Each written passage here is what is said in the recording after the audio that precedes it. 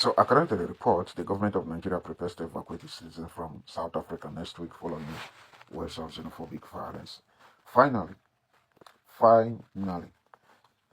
anyways, good luck to the Nigerians in South Africa. If you're a Nigerian in South Africa and you have a family there, do your best to leave the country before 30th of June 2026. Okay, please. Until they play. So South Africans claim that Nigerians are taking away their jobs. Now let me show you the job that Nigeria is taking away from them.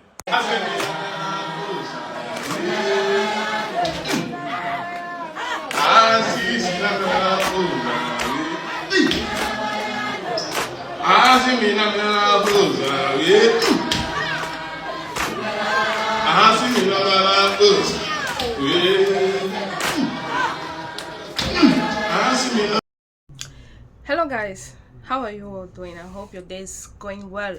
So let's talk about Nigeria. So Nigerian government have decided to repatriate their citizens from South Africa. So right now more than 1,000 Nigerians have registered to be evacuated from South Africa. South Africans, I hope you guys will be so happy. Like Jansita said, Ghanaians overreacted. Are you gonna say Nigerians overreacted? Because so far South Africa says they don't want Africans anymore in their country. Before on the 30th everyone should leave the country. Before on the 30th people are not leaving and they're having issues. Why are they having issues when people want to leave? So were you saying you want on the 30th to reach so that you will start unaliving them or what? Please, we want to know. Thank God for the Nigerian government. In as much as whatever is happening in Nigeria, we'll just pray for Nigeria. My own prayer for Nigeria is a good leader. You might insult Nigerians due to what is happening in their country currently, but we pray for bad leader. We pray for we pray for good leader, for a good leader, because Nigeria have every good thing. Nigeria is rich. Nigeria has mineral resources, but the people are suffering today not because of the fact that Nigeria is a poor country. It's just because Nigerian leaders are somehow I don't even know the right word to use. Who is South Africa to be talking when Nigerians is talking? In the past, they used to call Nigeria. In the past, when they say giant of Africa, nobody takes that position from Nigeria because of the leaders they had in the past. And today, when they say Nigerians are the giant of Africa, people will be asking, what makes you guys the giant of Africa? What you question the giant of Africa? You question the credibility of Nigerians today just because of what is happening in Nigeria. We pray for a good leader. Nigeria needs a good leader. I just believe Nigeria has a good leader, Oh my god, we pray for a good leader. That's all I can say. Anyway guys, don't forget to subscribe on this channel. Please take a look and watch this video. Leave South Africa for now. And to the Nigerians in Nigeria preparing to travel to South Africa for vacation or migrate to South Africa for survival, abort mission. Please abort mission. If South Africa is in your travel list as a Nigerian, for now, please cancel it. And I have nothing against South Africans, but at the end of the day, the situation in South Africa right now is complicated. The alleged xenophobia going on in South Africa is more of a propaganda sponsored by the external powers. Okay, the external powers are doing their best to create serious division in Africa, and it's unfortunate that most Africans don't understand what is happening. But the reality is that Africa has turned to a battleground. Africa is now a battleground for influence. Today, I'm of the opinion that we are being colonized once again. Africans are being colonized in 2026.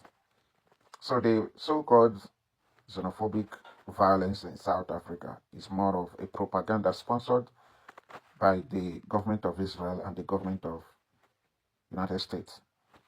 My personal opinion. But at the end of the day, I hope and pray that South Africans comes out of it victoriously, because you are looking at new identity. By the next 5 years, if care is not taken, when people hear South Africa, the first thing they will remember will be xenophobia. Just like they did to Nigeria from 2010. They rebranded Nigeria image from giant of Africa to scammers, fraudsters, drug dealers. And now when you hear Nigeria, the first thing that comes to your mind is criminality. And this is not to say Nigerians don't get involved in those things. There are some Nigerians that involve themselves in drug dealings, scamming, illegal dealings. But at the end of the day, in every country, there are people breaking rules. Even in Europe, in European countries, there are people breaking rules there. But the media, they do their best to highlight positive aspect of Europe while highlighting the negative aspect of Africa, just to continue with this colonial narrative that black people are not worthy of being part of the human race, you know. But most people will not understand this. But like I said, there's a reason why the Western media amplifies every negative stories that comes out of any African country. Go and look at Al Jazeera. Look at what they are saying about the protests in South Africa. Look at CNN. Look at BBC. So it's more of a propaganda sponsored to create division in many African countries. And also there is a hidden agenda to divide South Africa. Yes, there's a hidden agenda to divide South Africa.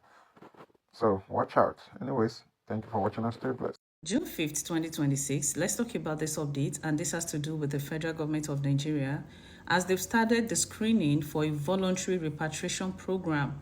And this started yesterday, Thursday, June 4th, 2026. And this has to do with Nigerians that are willing to be repatriated back to Nigeria. And report having that over 1,000 Nigerians participated in the program. And the foreign ministry, spokesman made it known that at least they are expecting over 1,000 people, Nigerians, that will be repatriated to Nigeria. This has to do with the tension that has been going on in South Africa. Reactions are pouring in from Nigerians as regards this, while some set of Nigerians are hugely in support of the program, saying that this is a very good one, and they are commending, the federal government of Nigeria, while some Nigerians are faulting this, saying that what exactly are they coming back to do in Nigeria, most especially as regards, the trending security issues that has been going on. But let's see how this goes with this program in a couple of weeks to come.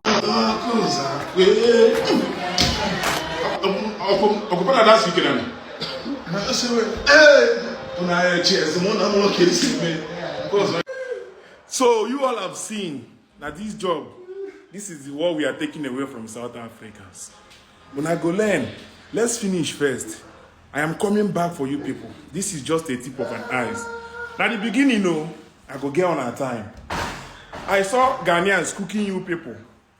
At least Ghanaians have learned. We have taught our junior brothers a lot.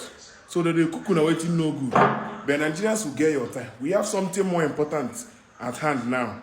In this world, our people say, if a small fowl dig ground too much, we want to go and dig where they bury mama bone. Yes, South Africa, that were slaves, were like animals in the hands of the whites in their country. The black ones. Now, all African countries join together. Nigeria, that does not even have boundary with South Africa, was described as a frontline country fighting the apartheid government. Nigeria did everything against the international community and the UN just because of the South African freedom. Today, the South Africans are now out against the black people, driving away blacks, killing the blacks, looting the money. Black people businesses in South Africa. A strong delegation has been sent to South Africa, led by Bianca Ojukwu, the Nigerian foreign minister. Last time this kind of delegation was sent to any African country was in Ghana, many years ago, when they pulled down or destroyed Nigerian building in Nigerian embassy. So then the delegation was sent, and immediately they took a decision in Nigeria that the Ghanaian embassy should be destroyed, pulled down, even the foundation should be removed. Immediately, the Ghanaian foreign minister ran to Nigeria and was begging. Even after everything, they still charged them $5.5 million to repair the building. Now, our strong lady, Bianca Ojukwu, has led the delegation to South Africa. And I want her to do what Adam Oshimole is preaching in the Senate. We cannot be following people like Senate President. There is no time we can be doing diplomacy. People like Ojuza Kalu be talking about it's not every time for diplomacy. We cannot be doing diplomacy when somebody is insulting you in South Africa that we fought for, in South Africa that we invested for, insulting us. Can they do that to American citizen? Can they do that to Chinese citizen or Russian citizen? Is it because we don't talk? And that is why every Tom and Harry can just harass Nigeria, kill Nigeria, and destroy Nigeria business. No, it cannot happen. Number one, they should terminate the aviation agreement.